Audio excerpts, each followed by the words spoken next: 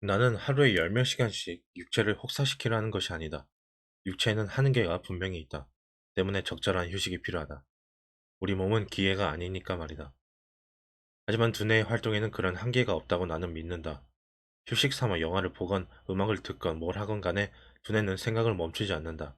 잠을 자지 않는 이상 두뇌는 계속 활동한다. 심지어 잠을 자는 동안 눈동자가 움직이고 뇌파의 변화가 있는 것을 보면 두뇌는 수면 중에도 완전히 쉬고 있는 것은 아닌 듯 싶다. 내가 피토하듯 하라는 것은 어느 한 분야에 정신을 계속 집중하면서 두뇌를 계속 사용하라는 뜻이다. 물론 건강을 해치면서까지 그렇게 하여야 한다는 뜻은 아니다. 그러나 엄살은 부리지 말라. 나 역시 건강체는 아니다. 몸무게도 표준 체중보다 미만이고 나이 50에 허리둘레 30인치를 갖고 있을 정도로 말랐다. 아주 어릴 때부터 잔병 치레가 많았고 큰 병도 몇 번 앓았던 경험이 있다. 번역 일을 할 때는 하루 열 몇 시간 이상 원고지를 메꾸느라 어깨가 떨어져 나가는 듯한 아픔을 늘 갖고 살았다. 이 잦은 해외 출장으로 인한 시차 때문에 위장병에 걸려 오랫동안 고생한 적도 있고 몇 년에 한 번씩 재발하곤 하는 십이지장 궤양을 아직도 갖고 있다. 이 급성 폐렴에 걸린 줄도 모르고 지독한 감기에 걸렸나 보다 생각하며 돌아다니다가 병원에 초응급으로 입원한 적도 있다. 심한 목 디스크도 고생하기도 했었다. 아프리카가, 아프리카 깊은 산속에서 어깨에 벌레 물린 물집 같은 것이 생겨 대수롭지 않게 여겼는데 엄청 아파 고생한 적도 있다. 대상포진이라는 병이었다. 게다가 뭔가를 만드는 것을 좋아하는 취미가 있다 보니 파편이 눈에 들어가는 바람에 거의 실명 위기 직전까지 간 적도 있다. 하지만 나도 늙어간다. 30대만 하더라도 코를 골거나 이를 갈거나 방귀를 뀌지 않았는데 지금은 이를 갈거나 코를 골 때도 많다고 하여 가끔 저녁에 방귀도 뿡뿡 뀌는 것을 보면 몸이 확실히 예전과 같지는 않다.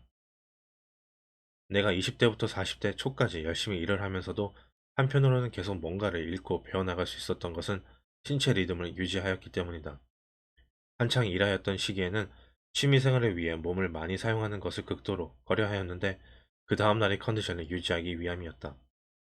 오늘 밤에 읽어야 할 책이 있다면 나는 절대 술을 마시지 않는다. 새벽까지 술을 마심으로써 다음날 엉망이 된 경우도 있었지만 그런 경우는 10년에 한 번 정도일 뿐이다. 내가 제일 싫어하는 직원들은 술을 통제하지 못하고 마셔대는 사람들, 교회에서 철야 예배를 마치고 출근하는 사람들, 일요일에 등산이니 뭐니 하면서 몸을 극도로 사용한 뒤 월요일에 출근하는 사람들이었다.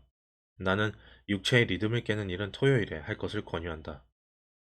사람들이 무엇인가 열심히 하다가도 육체적, 정신적 스트레스를 견디지 못하고 결국은 건강이 최고다라는 말에서 피난처를 찾는 이유는 무엇일까? 우선 그 노력의 결과가 즉각 가시적으로 나타나지 않기에 기쁨을 즉시 느끼지 못하기 때문이다.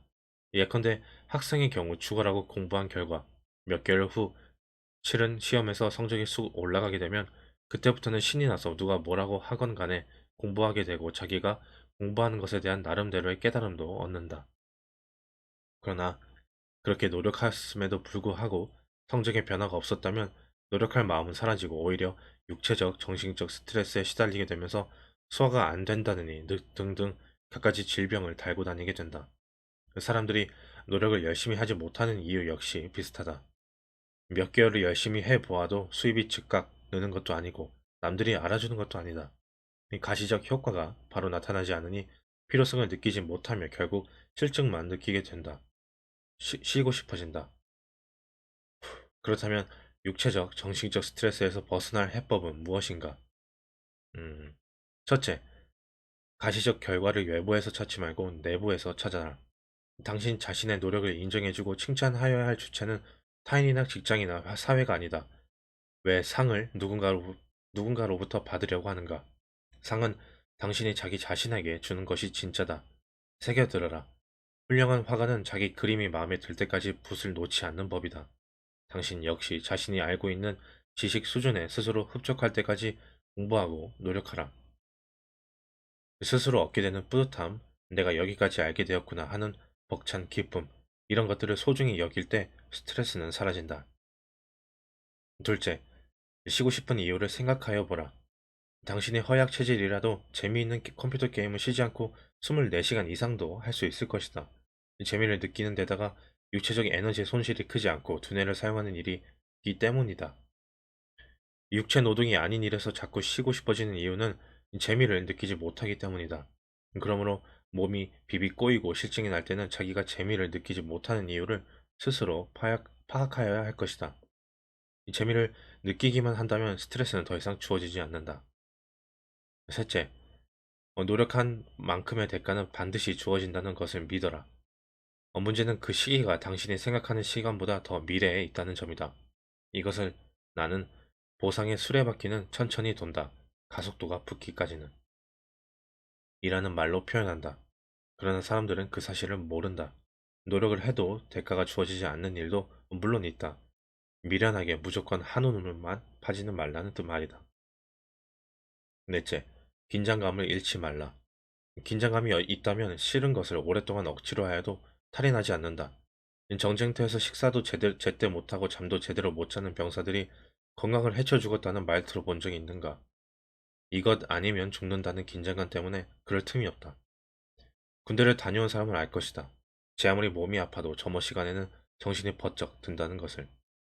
결국 모든 것은 당신 정신 상태에 달려 있다는 말이다. 죽기 아니면 까무러치기라는 식으로 자기 자신에게 배수의 진을 치라는 뜻이다. 그래도 당신은 여전히 육체의 건강을 우선으로 친다고? 아무도 안 말린다. 그러나 그 튼튼한 몸이 도대체 왜 필요한지, 그 육신의 존재 이유를 한 번쯤 생각하여 보는 건 어떨까? 그저 오래 살기 위해서? 내 건강이 어떠한지 묻는 메일들을 자주 받는다. 최근에는 아직 살아 계실지에 대한 생각도 조금은 듭니다. 혹시나 영면하셨다면 명복을 빕니다라는 메일도 받았다. 나는 아직까지는 그럭저럭 괜찮지만 세월을 이길 수는 없지 않는가.